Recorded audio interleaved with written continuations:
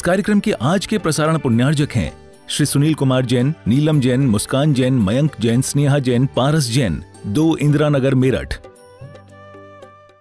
वह दुख का क्षय करने के लिए जो है आपके ज्ञान की मुझे अति आवश्यकता है।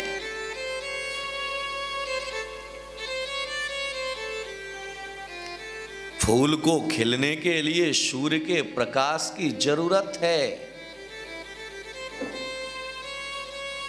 शीतलता के लिए चंद्रमा की किरणों की जरूरत है। लेकिन प्रभु मुझे वह बाहर का चंद्रमा और सूर्य की जरूरत नहीं है, मुझे तो सिर्फ आपके गुणों के अवलंबन की जरूरत है। जहां आपके गुणों का अवलंबन मिल जाता है, फिर हमारे अंदर जो प्रेम पैदा होता है वह प्रेम हमारा उपमातीत हो जाता है। फिर हम जिस भी शब्द को देखते हैं, जिसे भी देखते हैं, सिर्फ तेरे अलावा कोई और नजर नहीं आता है, क्योंकि जिससे हम अत्यधिक प्रेम करते हैं। फिर हम जिसमें भी देखते हैं, जहां भी देखते हैं, उसके अलावा कोई नजर। लेकिन जिससे हम प्रेम नहीं करते हैं वह वही नजर आता है जहां वह है। और जब प्रेम मन का पैदा हो जाया करता है, हृदय का आसन पर विराजमान हो जाया करता है, तो वह जहां नहीं भी है वहां भी वही नजर आता है। इसीलिए जितने भी कवि हुए, उन कवियों ने भगवान की महिमा का वर्णन करने के लिए जितने भी शब्द लिखे, अंत में उन्होंने केवल एक ही शब्द लिख करके छोड़ा कि प्रभु मैं आपकी संपूर्ण महिमा का बखान नहीं कर सकता, क्योंकि आपकी संपूर्ण महिमा का बखान करना तो साक्षात बुद्धि के देवता बृहस्पति के पास भी सामर्थ्य नहीं है। क्योंकि हमारे पास जो ज्ञान है, हमारे पास जो समझ है, वह दूसरे के द्वारा पैदा की गई है।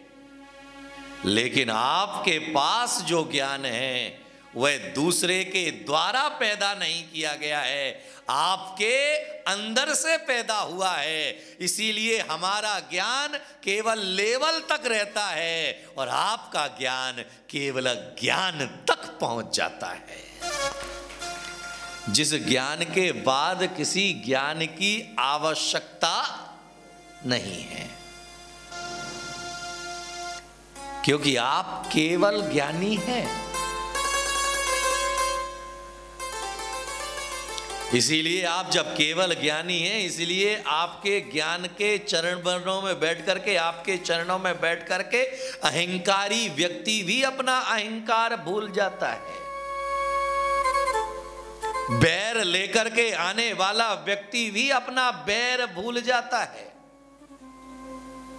जो जन्मजात विरोधी है, वह जन्मजात विरोधी भी आपके जब श्री चरणों में आता है तो वह प्रेम का फूल उसके अंदर भी पैदा हो जाता है। इसीलिए जो है तीर्थंकर को मानने वाला, भगवान की अर्चना करने वाला, नदी के समान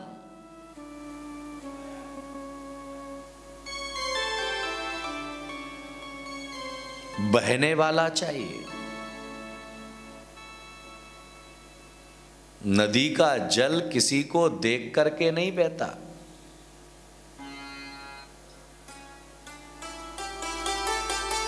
वह सतत निरंतर बहता जाता है। भक्त का मन किसी को देख करके भक्ति नहीं करता, वह सतत जहां उसने भगवान के वीतराग मुद्रा को देखा और उस वीतराग मुद्रा को देख करके संसार को भूल जाता है और संसार के पदार्थों को भूल करके केवल उन्हीं से लौ लगा करके बैठ जाता है, फिर उसे दुनिया की कोई परवाह नहीं रहती है। और जब तक दुनिया की परवाह है तो ये बात मान करके चलना, ये बात हृदयागम करके जीना कि अभी हमारा भगवान के और हमारे बीच में बहुत डिस्टेंस है। और जब डिस्टेंस होता है तो फिर एक एक समय भारी लगता है। जब तुम्हारे मन के अंदर भगवान की भक्ति करते हुए बोझिलता पैदा होने लग जाए, माला फेरते हुए तुम्हारे अंदर बोझिलता आने लग जाए, तो समझना कि अभी तुम्हारी भक्ति में अहंकार बरकरार है, अकड़ बरकरार है। कहीं ना कहीं पाप का वह दुराग्रह तुम्हारे हृदय में अभी बरकरार है। और जिस दिन तुम भगवान की भक्ति करने के बाद नया जीवन लेकर के उठो तो समझ लेना तुम में और भगवान में अटूट प्रेम का संबंध जुड़ चुका है, क्योंकि वहां से ताजगी लेकर के जाना है, बोझिलता लेकर के नहीं। कई बार जो है हम शब्द सुनते हैं, जिनवाणी का श्रवण सुनते हैं और कहने लगते हैं कि हमारा सर दुखने लगा। ग्रंथ को पढ़ते पढ़ते हमारी आंखें दुखने लगी। याद में रखिएगा कि ग्रंथ को पढ़ते पढ़ते, जिनवाणी को पढ़ते पढ़ते कभी आंखें नहीं दुखती हैं। अरे जिनवाणी को पढ़ते, उनके जिनवाणी के तीर्थंकर के शब्दों को आंखों से निहार करके जिनकी आंखों में ज्योति नहीं होती है, उनके आंखों में ज्योति पैदा करने का कारण बनती है। क्योंकि वह शब्द शब्द नहीं है, वह जीवन के लिए ब्रह्म वाक्य है। जहां कंठ तुम्हारा, कई बार हम भजन गाने के लिए कहा जाए भगवान के, कई लोग कहते हैं हमारा गला खराब है। गले से गाना कहां है? क्योंकि राग में गाने वाले तो बहुत हैं इस दुनिया में, लेकिन जो अनुराग में गाते हैं उनके बोल अनमोल बन जाते हैं।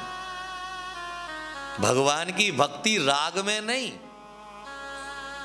भगवान की भक्ति अनुराग में होना चाहिए। और अनुराग के लिए जो है पुस्तक के ज्ञान की जरूरत नहीं है, उसके लिए जरूरत है तो केवल हृदय के परिवर्तन की जरूरत है। और हृदय जब परिवर्तित होता है तो दूसरों को देख करके नहीं, केवल वह अपने स्वामी को देख करके। जैसा कि मैंने कहा था एक दिन कि तीर्थंकर ऋषभदेव ने जब सन्यास लिया तो सन्यास जब वह लेने के लिए गए तो उसके पहले कोई जानता भी नहीं था कि सन्यास क्या है। उनके साथ जिन 4000 राजाओं ने सन्यास लिया, उनके अंदर से कोई वैराग्य पैदा नहीं हुआ था। उन्होंने सिर्फ तीर्थंकर ऋषभदेव यानी अपने राजा को देखा कि राजा जैसा कर रहा है वैसा मुझे करना है, बस उतना ही उन्हें भान था, क्योंकि वह बालक वत मन था।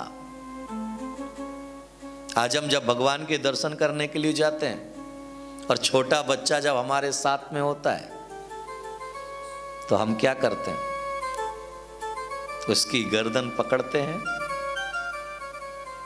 और उसे झुकाने का, लेकिन वो झुकता नहीं है। क्यों नहीं झुकता है?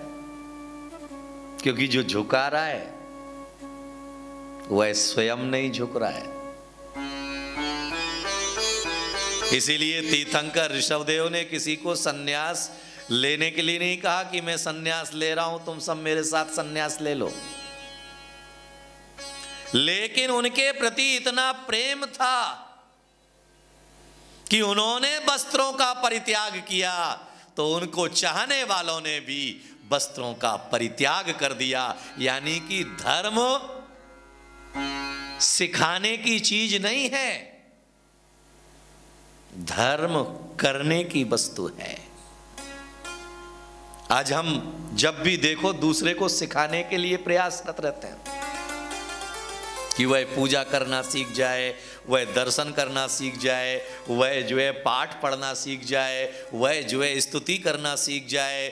लेकिन आचार्य कहते हैं जो सिखाने का काम किया जा रहा है वह सिखाने से वह सीखेगा या नहीं सीखेगा, लेकिन तुम्हारी क्रिया करने से वह जरूर करने लग जाएगा, ये निश्चित है।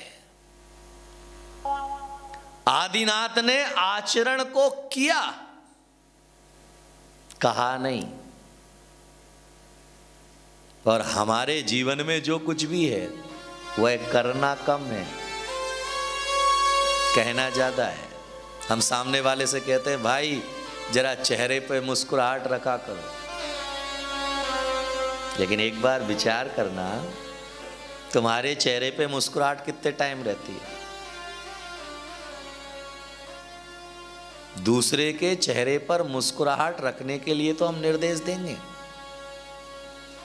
जब कोई व्यक्ति के जीवन में दुख का पहाड़ टूटता है तो दुख का पहाड़ टूटने पर वह व्यक्ति क्या करता है? भगवान को याद करता है। क्यों? भगवान को याद कब करना? दुख का पहाड़ टूटने पर। तो आचार्य कहते हैं दुख का पहाड़ टूटने पर भगवान को याद नहीं करना, क्योंकि वह दुख भगवान के कारण नहीं आया, वह पीड़ा भगवान के कारण नहीं आई, वह तकलीफ भगवान के कारण नहीं आई। बेटे का कर्तव्य क्या है? जब उसे बड़ा कर दिया है तो बड़ा करने के बाद वह किसकी उंगली पकड़ करके चले? बाप की या स्वयं के ऊपर अपने पैरों पर खड़ा होकर के? आज जब सारी सुख सुविधाएं तुम्हारे पास आ गई हैं तो उसके बाद में दुख आने पर भगवान को याद करने की जरूरत नहीं है।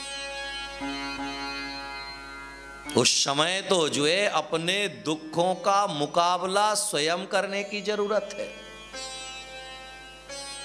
क्योंकि जहां हमने भगवान को याद किया वह भगवान तुम्हें बचाने नहीं आएगा, लेकिन जो कर्म तुमने किया है उस कर्म का फल 100% तुम्हारा है और उसे तुम्हें ही भुगतना है। बड़ों को तो अच्छे कार्य में इनवाइट किया जाता है। जब अच्छा होने लग जाए तो बड़ों को याद करो, और जब बुरा होने लग जाए तो अपने आप के कर्मों को दोष दो। इसीलिए जो है महापुण्यम्यक दृष्टि जीव कभी भी जो है पाप उदय आने पर वह दोष नहीं देता, उन दोषों का फल स्वयं के कर्मों का फल मान करके उसे स्वीकार करता है। सीता को जब गर्भवती अवस्था में जंगल में छोड़ा गया तो उसने जो है राम को दोष नहीं दिया, उसने अपने कर्मों को दोष दिया। तो इसीलिए जीवन की सबसे बड़ी समझ हमारे अंदर ये पैदा होना चाहिए कि भगवान, अगर हमारा जीवन में दुख आया है तो वह भगवान के कारण नहीं आया है, वह दुख और सिर्फ और दुख हमारे कारण आया है। तो इसलिए भगवान को नहीं, हमें ही उस दुख का मुकाबला करने की जरूरत है। जब भूकंप आता है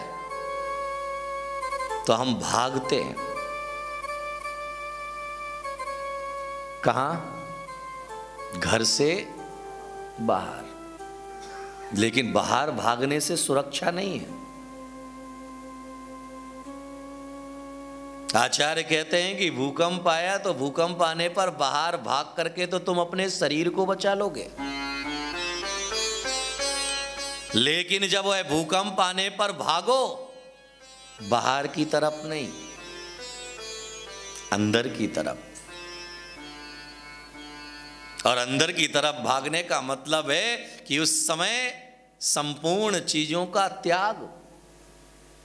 इसीलिए कहा गया कि मुनिराजों के ऊपर जब उपसर्ग आता है तो वह भागते नहीं है, अपितु संसार के दुखों के प्रति जाग करके ये संकल्प मन के अंदर जगाते हैं कि जब तक ये उपसर्ग है तब तक मेरे चारों प्रकार के आहार जल का त्याग करके मैं समाधि मरण को ग्रहण करता हूं। हस्तिनापुर में जब अकंपनाचार्य आदि 700 मुनियों के ऊपर